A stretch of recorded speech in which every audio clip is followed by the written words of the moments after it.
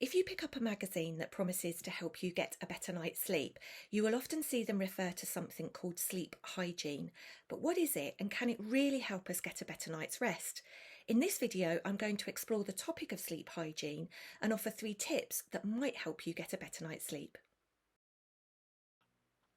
When we talk about sleep hygiene, we're essentially referring to the habits people have during the day that might impact their sleep quality at night. Things like how much coffee you might be drinking, whether or not you're exercising too close to bedtime, and if you're having one last cheeky glance at your emails before you try and go to sleep. One of the things I talk about in Answers in the Dark, though, is that it's not always what we're doing during the day that stops us sleeping, but what's happening to us during the day. It might be that we're navigating a particularly difficult time, and we know that if we're not dealing with it during the day, it will show up in our sleep at night, either in us having difficulty sleeping, or if we do manage to sleep, in the quality of dreams that we have. This is where it can be particularly helpful that we get the help that we might need in order to navigate those difficult times. That doesn't always mean that we need therapy. It might be talking to a friend or a family member is helpful, or reaching out to peer support groups where we can find other people with shared experiences that will be able to connect and resonate with what we're going through. Having said all of that, there are definitely things that we can do with regards to our sleep hygiene, the habits that we might have during the day that are affecting our quality of sleep at night that may help us get a better night's rest. Here's some tips that might help.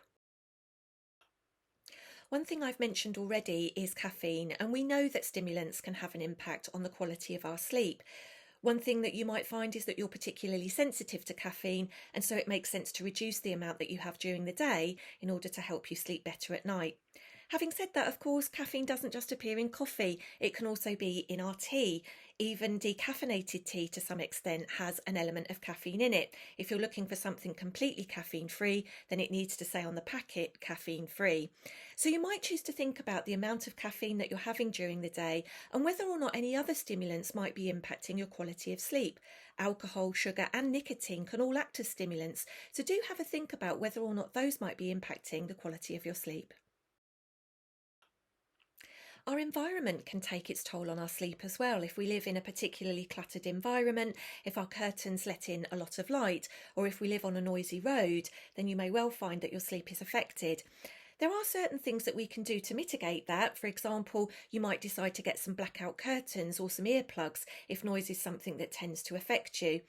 Also think about the temperature of your environment. It's often recommended that the optimum bedroom temperature is about 18 degrees, which might feel a bit cool, but in actual fact can help us get a better night's sleep. Bedrooms that are too hot, ironically, can stop us sleeping well and may even give us nightmares. So it's important to think about whether or not your bedroom environment is contributing towards the quality of sleep that you're getting and whether or not there's anything you might need to change. Try to get into the habit of going to bed when you're sleepy. One of the things I talk about in Answers in the Dark is that sleep is like a bus. If we miss it when the opportunity comes round, we probably will have to wait for the next one. With that in mind, you might start to notice as the evening goes on that you start to feel sleepy. Your head might start to roll and your eyelids might start to droop. And this can be a sign that you're building up what we call sleep pressure. With this in mind, that is the optimum time for you to be thinking about going to bed. If you try and push through it, if you decide that you've got plenty of things you still need to be doing, you may well find that when you try to go to bed, you're then lying awake staring at the ceiling. So with this in mind, do start to think about when you notice that you're starting to feel sleepy and whether or not you can optimise that time by getting ready for bed. There's no doubt that sleep hygiene is important in terms of how we might be able to influence the quality of sleep that we're getting by the habits we engage in during the day. We know that there are things that we can definitely do to improve the quality of sleep, including things like winding down before bedtime, maybe listening to some calming music, lowering the lights, and perhaps doing some form of mindfulness or meditation. Having said all of that though, as I've said already, it's not always what we're doing during the day that stops us sleeping, but what's happening to us during the day. And with that in mind, you may start to think about whether or not there are some problems you need to solve so that it's not showing up in your lack of sleep during the evening, or if you do manage to sleep, in the quality of dreams that you have. So you might decide to think about speaking to a counsellor, perhaps approaching your doctor, or reaching into family and friends who may help you navigate the difficult times that you're going through in order to help you get a better night's sleep.